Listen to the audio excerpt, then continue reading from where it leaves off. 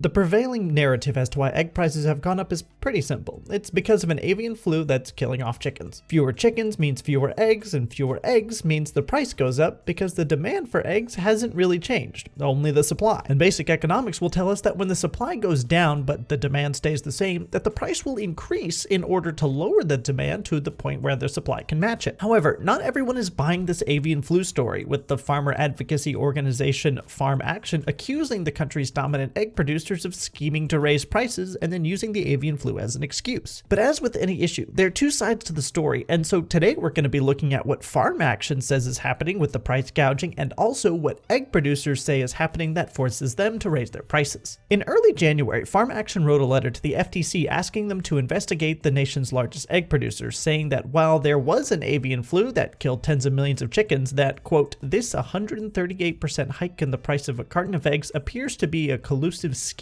among the industry's leaders to turn inflationary conditions and an avian flu outbreak into an opportunity to extract egregious profits reaching as high as 40%. And in the rest of the letter, they offer 3 reasons why they believe this is a case of price gouging and not a case of a legitimate supply drop. Also, this video topic is not a done deal by any means. It's got 2 legitimate sides to this argument. And so I'm going to include all of my sources in the description down below, and you are welcome to read them and arrive at your own conclusion. The first reason Farm Action believes that big companies are price gouging is historical data. There was another avian flu outbreak in 2015 that was deadlier than the current one, but did not produce egg price hikes as significant as the current one. The 2015 outbreak killed about 12% of the egg-laying hens in the United States, which equates to around 50 million birds, according to this report from the United States Department of Agriculture. This caused the price of consumer-grade eggs to go from around $1.29 in December of 2014 to around $2.60 in August of 2015 when the prices were at their highest. As you can see, during this time, egg prices doubled, but during the current avian flu, when you can see about 43 million chickens have died, egg prices peaked at almost 3 times their pre-flu prices, despite the flu being less severe. And Farm Action believes that the egg companies saw the avian flu happening and used that as an excuse to jack up their prices disproportionately. The second reason Farm Action believes egg companies might be price gouging is their quarterly financial statements. The current largest producer of eggs in the United States is a company called Cal-Maine Foods, and they account for around 20% of eggs produced. And according to their quarterly financial statements for the 26-week fiscal period ending in November of 2021, the gross profits were $50.4 million. For that same 26-week time period in 2022, the gross profits were $535.3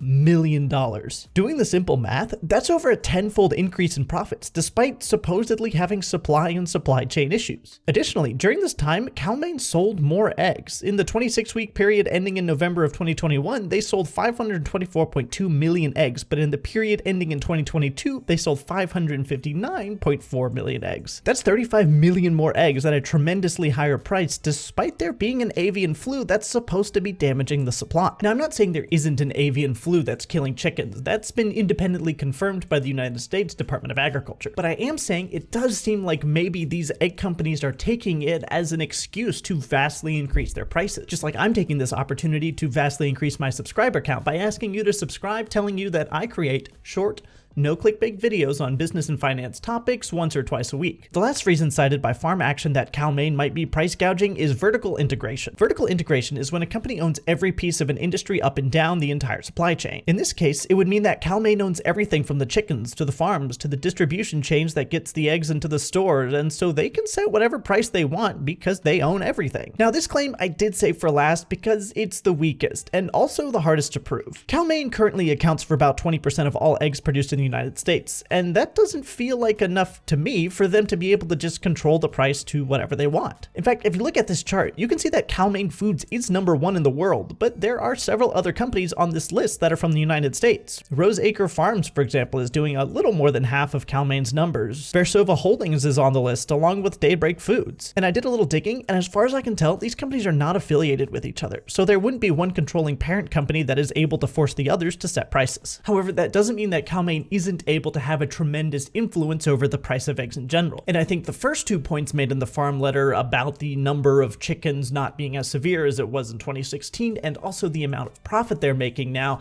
is worth looking into, but it's important to be fair to every side involved, and as such give Cal-Maine an opportunity to rebuttal some of these claims. And they also have 3 main reasons why they say egg prices are going up. But I am going to go over their reasons much more briefly because I'm almost at that 5-minute mark I try to keep under, and also their reasons aren't really anything you probably haven't already heard in the news. The first reason they cite is, of course, the avian flu, saying it's caused about a 6% decrease in laying hens. The second reason they cite is that the cost of egg production has been increased by input costs. Specifically, the cost of feed, labor, fuel, packing has risen considerably, and that affects the cost of their egg prices. And the final reason is more of a deflection than a reason, but they say that Cal-Maine Foods sells its eggs at prices negotiated with each customer. And this essentially means that if you think your egg prices are too high, then maybe wherever you're shopping negotiated a bad price, and therefore it is not Cal-Maine's fault. And interestingly enough, at the bottom of this press release, they state that, quote, "The company does not sell eggs directly to consumers or set retail prices." And then they remind everyone that eggs are still an outstanding source of nutrition